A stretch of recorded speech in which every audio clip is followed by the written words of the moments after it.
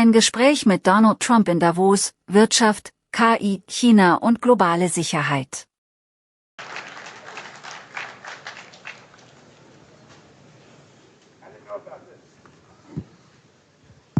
This was supposed to be a nice fire chat, Mr. President. Yes, good. You I got set up. No, I did know. You made the job for the moderator really easy. Thank you, Mr. President, for your speech. I do have a few follow-up questions, if it's okay. Sure. I don't think I should start with Greenland, maybe. I'll start with the economy. The U.S. economy is doing really well. But how to sustain this growth moving forward? Because there's always a recession looming around the corner. Well, you know, the one thing about economies and recessions is sometimes you get hit unexpectedly and there's nothing you can do about it. All brilliant people, but there's nothing. One example was COVID. We had an economy going at levels like nobody had ever seen my first 2.5, 3 years. And then I heard the word pandemic, not COVID. They came up with that name over a period of time. We won't get into that. But I heard the word pandemic. And I had a poll come out that was so strong just prior to that, and I was with the two best pollsters, McLaughlin and Fabrizio, and they said, sir, George Washington and Abraham Lincoln, if they came back and ran as president and vice president, they couldn't beat you.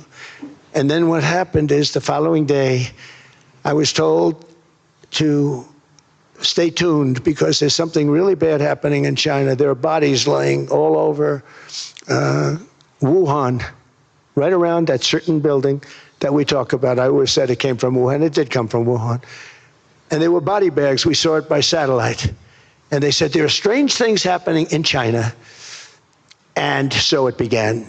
And we ended up with the COVID, and the whole world suffered. We did a phenomenal job. I don't think we got the credit we deserved. We did something that Operation Warp Speed, which some people say was one of the greatest military feats ever. We did a great job. Used our military, used a lot of people.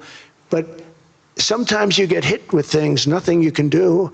You get hit with things like that unexpectedly. And we got through it. And when I left, the stock market was higher than it was previous to the COVID coming up. And I called it a great achievement. But things happen, bad things happen. The things that we can stop are wars if we're smart. That we can stop. Those are a matter of being intelligent and having intelligent people on the other side, because wars are the worst of all. Wars are worse than anything. But we can stop wars because that's sort of up to us. But things like dust flying in the air, wherever COVID comes from or whatever comes, sometimes you have to be a little bit lucky. But we are poised to have an economy like no other, not only in this country, but anywhere. And you know, when you hear the kind of numbers that I can tell you that Scott Bessent was with me the other day, and he's looking at numbers. He said, I can't. And that's all he's done his whole life, pretty much your whole life. Scott, you weren't going to be a football player, I don't think. Scott was not that great at football, but he was always good at numbers, right? And he was looking at numbers. He said, I've never seen anything like this. We're poised to do things that no other country has ever done. And, you know, luck, I hate to say it, but we need a little luck. We don't want to get hit by something that nobody could have thought. Whoever thought we were going to hit by a pandemic? You know, when I heard the word pandemic, I said, oh, that's an ancient problem. World War I, they lost 100 million people. It actually ended World War I. A lot of people don't know. The Spanish flu in World War I ended the war because all the soldiers were sick. The soldiers were so sick on both sides, and that war was raging, and they were all dying from the Spanish flu. They were sick as dogs. They couldn't fight. So, you know, you don't know how that would have turned out. But so we do, I mean, subject to that, and I always have to put a caveat in for it, but we're poised to have the greatest growth of any large country, I think any country that there's been. When you look at what's happening in the United States, it's really amazing. Thank you.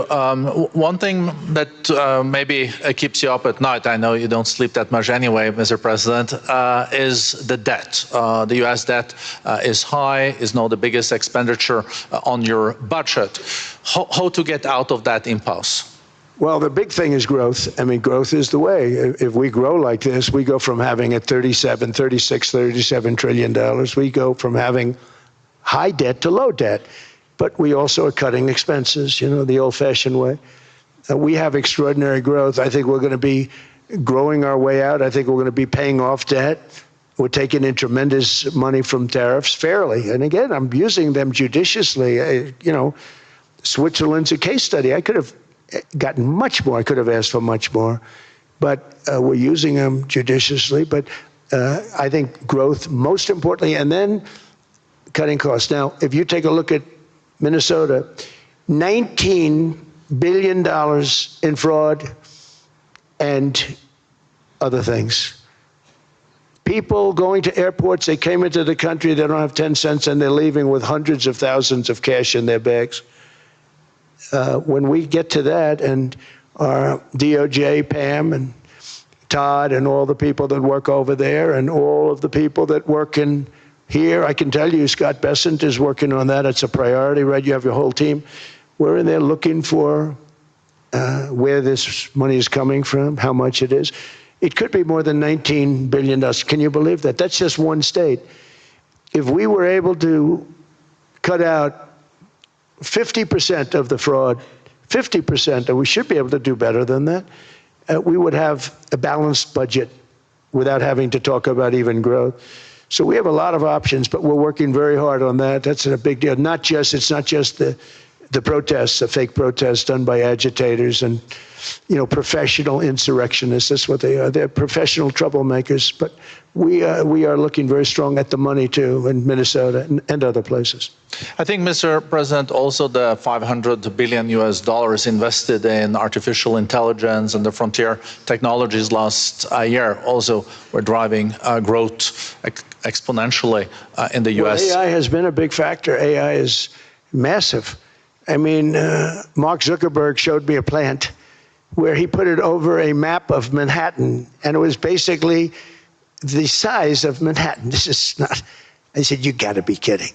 It's a plant that was miles long, miles wide, very high. I don't think it was high like the Empire State Building, but it was high.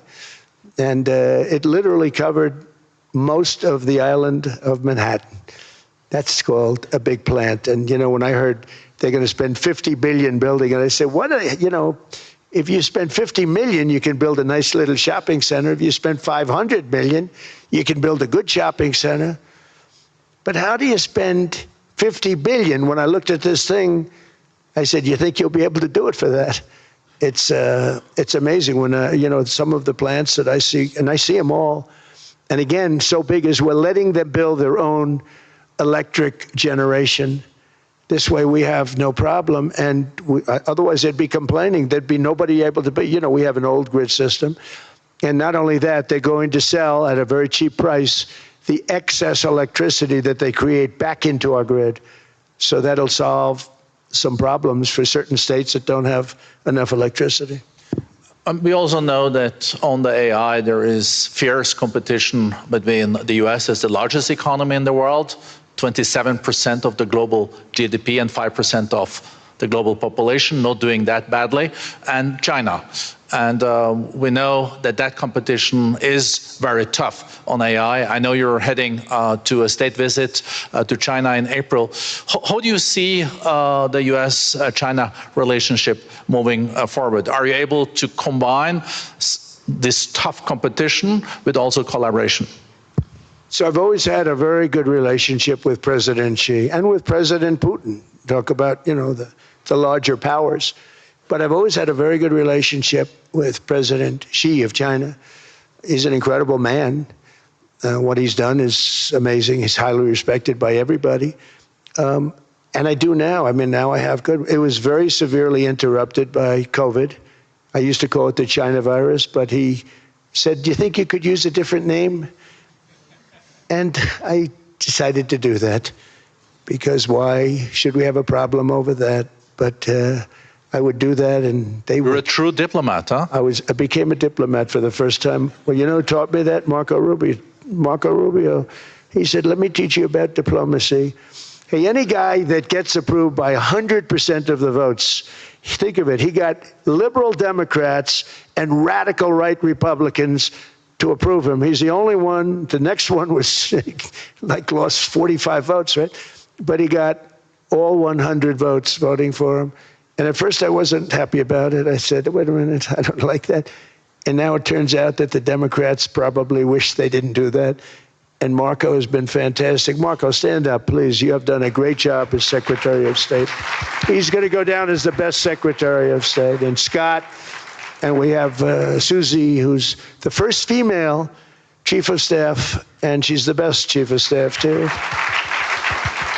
And I see Howard Lutnick, who I know spoke, and Howard's fantastic. Some of the deals we're doing are great. And I want to pay particular attention because we have Chris. And Chris, you got up and spoke, I think. He's the #1 oil man in the world, because I was going to put Doug Burgum, who's fantastic. I don't know if Doug's here. Is Doug here? Doug Burgum is fantastic. He said, sir, there's one man better than me. And he introduced me to Chris, and he turns out to be. So we're drilling more oil and gas now than we ever have by almost double. Is that right, Chris? And on top of it, we got a lot coming out of Venezuela. So anyway, so we're doing great. The country is just doing great. We have great people. Thank you. And I see other people. We have Steve Witkoff. We have Jared. I got so many people. I'm in trouble because when I go back, they're going to be people with long faces. Sir, you didn't introduce me. I got so many people. And we have a lot of the greatest people anywhere in the world. I know them all. So I won't continue because we'd be here all day. Thank you, Mr. President. We also know that you're a deal maker, and then maybe coming back to Greenland and Ukraine. What kind of deal in the end do you see between the U.S. And Denmark? Because, I guess you see it now as a negotiation going on, or? Well, it's costing Denmark hundreds of millions a year to run it. And Denmark's a small country and wonderful people. But, it's very expensive. It's a very big piece of ice. And it's very important. I mean, I don't want to repeat the speech, but it's very important that we use that for national and international security. That can create a power that will make it impossible for the bad guys to do anything against the perceived good ones. And it's a great block for Europe. Just like, Denmark was supposed to spend hundreds of millions of dollars. They didn't spend the money. They didn't spend anything almost. And we'll see what happens. I just say this. NATO has treated the United States of America very unfairly. We never asked for anything. We never got anything. We actually took care of the needs of NATO for years and years, which I felt was always unfair. So I got NATO to pay because they're rich countries. But I think it's time that NATO step up. We're helping them with Ukraine.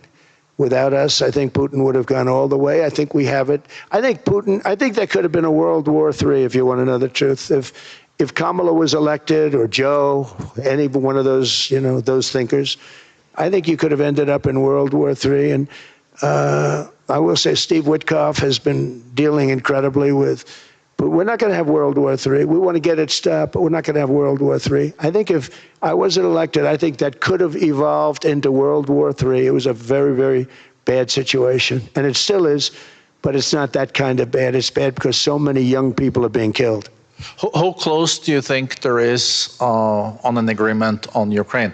I had the pleasure of speaking with Steve Witkoff and Jared Kushner yesterday. I know they're working hard on it. I know that they're also traveling now. Do you see this very close or still? Well, I hate to say it. I thought that was going to be so. I settled 8 wars plus. And I thought that was going to be one of my easier ones. Not the easiest. Some I settled in a matter of hours because I'm good at that stuff. The United Nations should be doing this. I shouldn't be doing it, but it doesn't matter. It's got to get done, saving a lot of lives. We're saving millions of lives. With Ukraine, Russia, there's tremendous hatred between President Zelensky and President Putin. That's not good. That's not good for settlements. We know from dealing. There's abnormal hatred. With that being said, I think Russia wants to make a deal. I think Ukraine wants to make a deal. And we're going to try getting a deal done. I think, Steve, I can say that we're reasonably close. What happens is oftentimes we'll have a deal with Russia. Russia's set, and President Zelensky will not do it. You saw that when he was in the Oval Office. I was not happy. And then we'll have President Zelensky wants to make a deal, and Putin doesn't want to make the deal. It's a very difficult balance, and it's big time, and it is, you know, to use a word, it's a bloodbath. It's horrible what's happening. It's a drone war. The drones are killing, you know, thousands of people a week, thousands. We have to get it stopped. So I believe they're at a point now, I'm going to meet with President Zelensky later today. I believe they're at a point now where they can come together and get a deal done. And if they don't, they're stupid. That goes for both of them. And I know they're not stupid, but if they don't get this done, they are stupid. So I don't want to insult anyone, but you got to get this deal done. Too many people are dying. It's not worth it. President Sisi is sitting on the first row here. He spoke earlier today and also complimented you on the Gaza deal. I think there will be a signing tomorrow. Of course, there are different views on this, but how important do you think this signing is on the Board of Peace? And do you think this is going to sustain? Do you think we now will see Gaza reconstructed and the billions of US dollars invested? I do. I mean, I think we have peace in the Middle East. There are some little situations like Hamas, and Hamas has agreed to give up their weapons. Now, you know, they were born with a weapon in their hand, so it's not easy to do. When they were born with a rifle in their hand. It's not an easy thing for them, but that's what they agreed to. They've got to do it.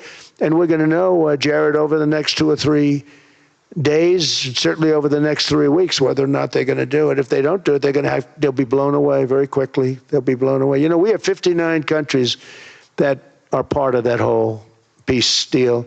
And some of those countries aren't even they're near the Middle East, but they're not in the Middle East traditionally. And they want to come in and take out Hamas. They want to come in. They want to do whatever they can. There's a problem with Hezbollah in Lebanon, and we'll see what happens there, but that's a problem. But there are these little flames, but there's peace in the Middle East. Now, had we not gone in and knocked out with those big, beautiful, we just ordered 25 brand new ones, the latest and the greatest, the B-2 bomber. Think of them, they went in there at 2 o'clock in the morning with no moon, no light, no nothing, and every single one of those massive bombs hit its target, 100,000-pound bombs hit its target, every one of them. And then on top of it, from a submarine 300 miles away, we hit the sites with tomahawks, which is an unbelievable weapon. So, you know, we did our job. If we didn't do that, you would have never had peace in the Middle East. And the countries like Saudi Arabia, UAE, and Qatar could never have, and others could never have signed anything because you would have had this dark cloud, and the dark cloud was Iran with nuclear. Iran would, if we didn't take them out, they would have had a nuclear weapon within 2 months. They were very close to having the nuclear weapon, and we hit them hard. And it was a total obliteration. If they may try again, but they're going to have to try from a different area because that area was obliterated. Incredible thing we did. And because we did that, we were able to make peace. If we didn't do that, I would say, Jared and Steve, if we didn't do that, there was no chance of making peace because the countries I just named and other countries could have never signed off. They were afraid. They were afraid. We had a bully. The bully was Iran, the bully of the Middle East. They used to call it for years. They were the bully of the Middle East. They're not the bully of the Middle East anymore. Mr. President, I know you even had to change a plane last night, so I guess you didn't have much sleep, but I think but your energy is still there. I know you have several bilateral meetings. I know you're also hosting a reception. So thank you so much for coming back to Davos. Thank you so much. It's highly appreciated. Well, thank you very much. Thank you, everybody, very much. Thank you. Thank you.